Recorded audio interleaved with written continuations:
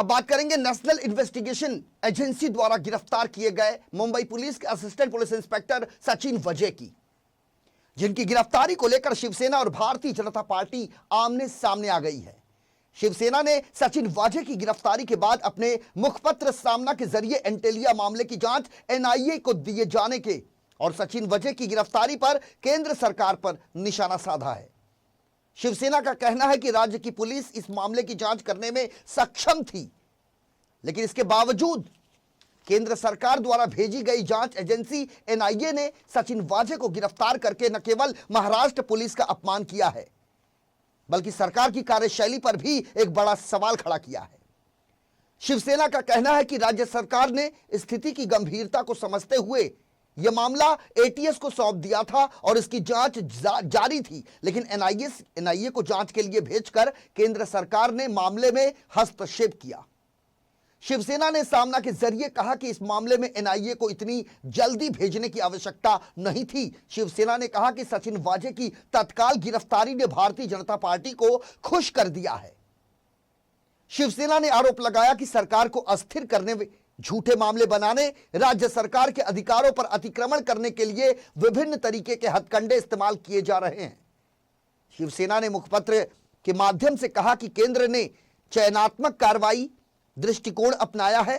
शिवसेना ने कहा कि सुशांत सिंह राजपूत मामले में मुंबई पुलिस ने एक शानदार जांच की, फिर भी केंद्र सरकार ने इस मामले में सीबीआई को लगा दिया। सीबीआई ने क्या किया? वे हाथ मलते रहे। शिवसेना ने कंगना रनावत को लेकर भी केंद्र की मोदी सरकार पर हमला बोला और लिखा कि कंगना रनावत ने गैरकानूनी काम किया, फिर भी केंद्र सरकार और भारतीय जनता पार्टी के नेता उनके साथ खड़े रहे। शिवसेना ने कहा, पुलवामा हमले का भी जिक्र कर केंद्र सरकार पर बार बार जो कोशिश की गई, केंद्र सरकार इससे बचती नजर आई, लेकिन जो आरोप इस बार शिवसेना ने लगाए हैं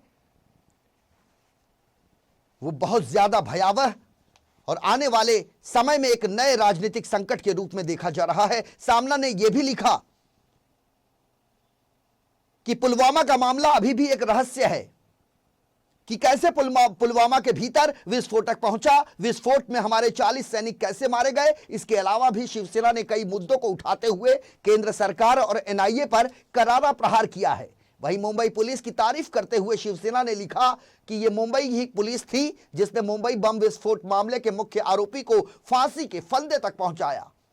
सामना में लिखा गया कि यह मुंबई महाराष्ट्र पुलिस की ही टीम थी जिसने 26 से 11 आतंकी हमले में आतंकवादी कसाब को पकड़ा और उसे फांसी की सूली पर लटका दिया। शिवसेना ने लिखा कि यदि सचिन वाजे ने कोई गलती की थी तो मुंबई पुलिस और एंटी टेररिज्म स्क्वाड उसके खिलाफ नियमानुसार कार्रवाई करने में सक्षम थे, लेकिन केंद्रीय जांच दल ने ऐसा नहीं होने दिया।